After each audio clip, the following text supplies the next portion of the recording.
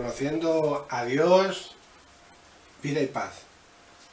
Vida abundante y paz para todos los que me estáis viendo. Es una bendición y es una alegría el volver a estar otra vez aquí estudiando la palabra de Dios. Estamos en la carta de Tesalonicenses, en la primera, y estamos en el capítulo 1, versículo 4. Nos dice aquí: sabiendo, hermanos amados de Dios, su elección de vosotros. La frase amados de Dios denota el amor sincero que Pablo sentía por estos hermanos en Cristo. La frase su elección no debe de ser considerada desde el punto de vista de Juan Calvino, o también de otras creencias, el cual enseñan que Dios ha elegido a ciertas personas para ser salvas y a otras para ser castigadas en el infierno. Esta enseñanza no se encuentra en la Biblia, sino más bien es una doctrina de hombres. Esto no está en la Biblia y esto es falso. Estos hermanos habían sido elegidos desde antes de la fundación del mundo. En Efesios 1:4 nos dice: según nos escogió en él antes de la fundación del mundo, para que fuésemos santos y sin mancha delante de él. Pero esta elección se llevó a cabo por medio de la obediencia a la verdad de Dios. Esto es el Evangelio de Cristo. Es decir, si Dios nos elige antes de la fundación del mundo, es porque Él lo sabe todo. Él sabe que nosotros vamos a obedecer la doctrina que Jesús nos enseñó, es decir, su mandato. Entonces, al saber esto, Él pues nos escoge desde antes de la fundación del mundo, desde antes de estar en el seno de nuestra madre. Y en 2 de Tesalonicenses 2:13 nos dice: pero nosotros siempre tenemos que dar gracias a Dios por vosotros, hermanos amados por el Señor, porque Dios os ha escogido desde el principio para salvación, mediante la santificación por el Espíritu y la fe en la verdad. Aquí nos dice y nos aclara que Dios nos ha escogido desde el principio. ¿Por qué? Mediante la salvación. ¿Por qué? Porque por la santificación por el Espíritu y por la fe que creemos en la verdad. La verdad es Jesucristo. Dios no escoge a las personas haciéndolo en contra de la voluntad de ellas.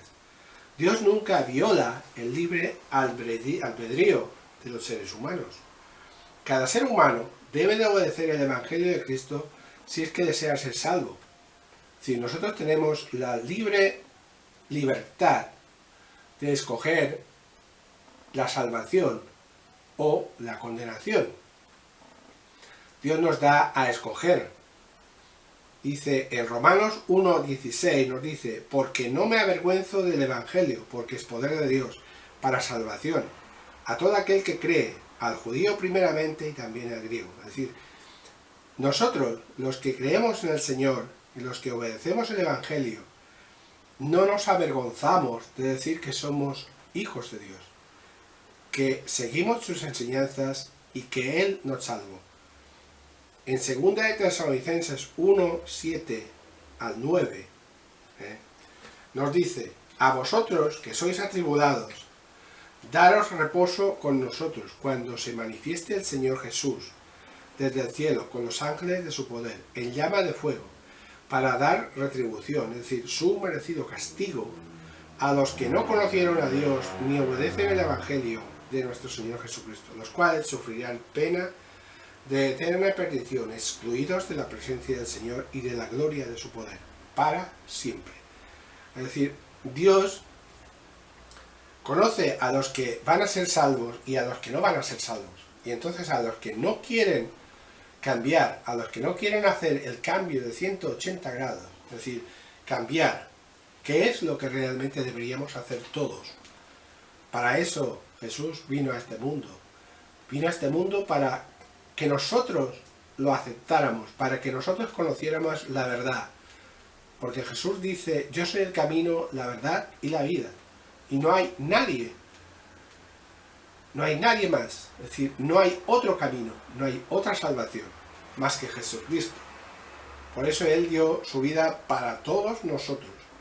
En Mateo 7:21, Jesús dice: no todo el que me dice Señor, Señor, entrará en el reino de los cielos, sino el que hace la voluntad de mi Padre que está en los cielos. Realmente Él lo dice bien clarito.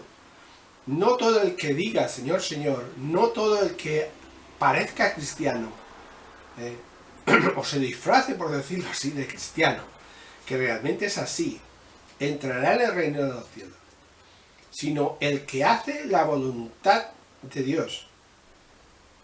Este entrará en el reino de los cielos. ¿Qué es hacer la voluntad de Dios? Hacer la voluntad de Dios es escudriñar las Escrituras y creerlas y hacer lo que realmente está escrito. Esto es hacer la voluntad de Dios. Es difícil en estos tiempos, en el tiempo de ahora, el andar en el camino recto. Pero para Dios no hay nada imposible. Si nosotros andamos en Cristo, Él nos conducirá a pastos verdes. Por lo tanto, si obedecemos el mensaje de salvación, venimos a ser parte de los elegidos. Si no obedecemos el mensaje de salvación, no podemos formar parte de los escogidos. Es decir, realmente no hay término medio. Es o sí o es no. Versículo 5 nos dice: pues nuestro evangelio no vino a vosotros solamente en palabras, sino también en poder y en el Espíritu Santo, y con plena convicción. Como sabéis qué clase de personas demostramos ser entre vosotros por amor a vosotros.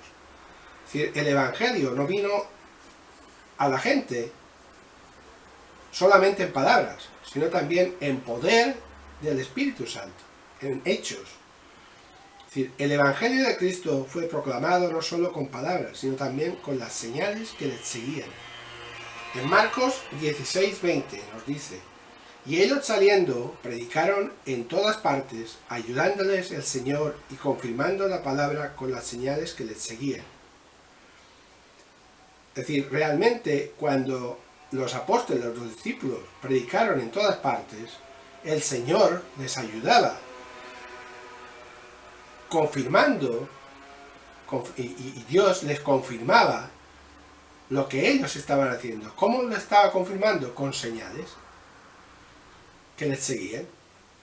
En Hebreos 2:4 les dice: testificando Dios juntamente con ellos, con señales y prodigios diversos milagros y repartimiento del Espíritu Santo según su voluntad. Es decir, Dios testificaba juntamente con ellos, con señales, prodigios, diversos milagros y repartimientos del Espíritu Santo. Es decir, la gente estaba viendo que algo tenían ellos, es decir, que ellos eran diferentes porque tenían un poder especial.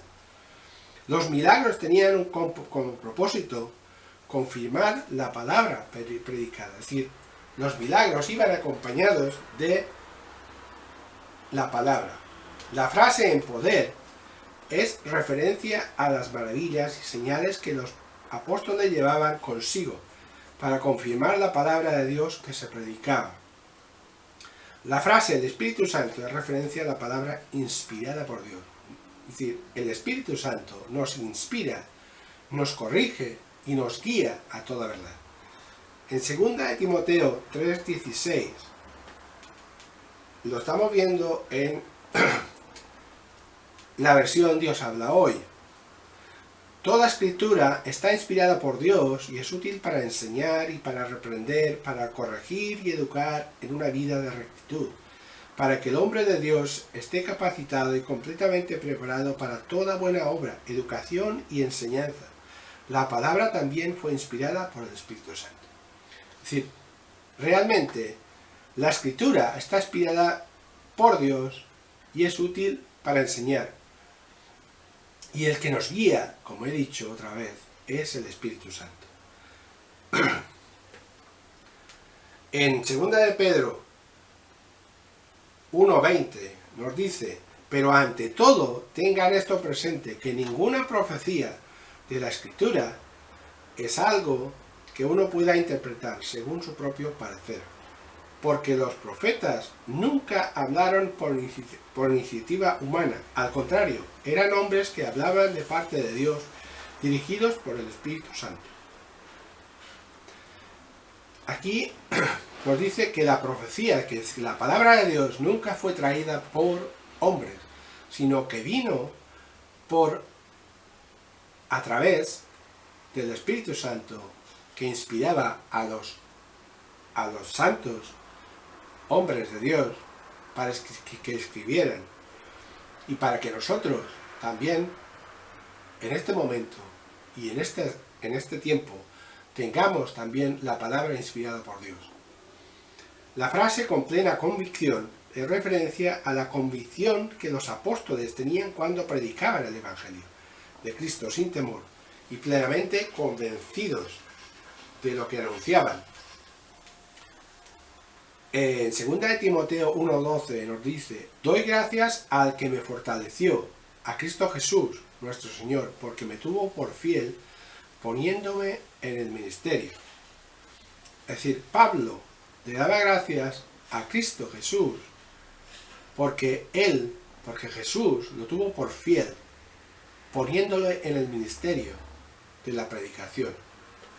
En Efesios 6:19 nos dice: oren también por mí, para que Dios me dé las palabras que debo decir, y para que pueda hablar con valor y dar así a conocer el designio secreto de Dios, contenido en el Evangelio.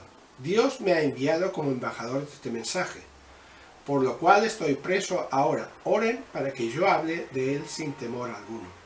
Aquí Pablo estaba pidiendo oración, porque él estaba preso, y al estar preso, realmente es difícil estar firme, pero él, a través de la oración de sus hermanos y a través de la fe que tenía en Jesucristo, él se mantenía firme.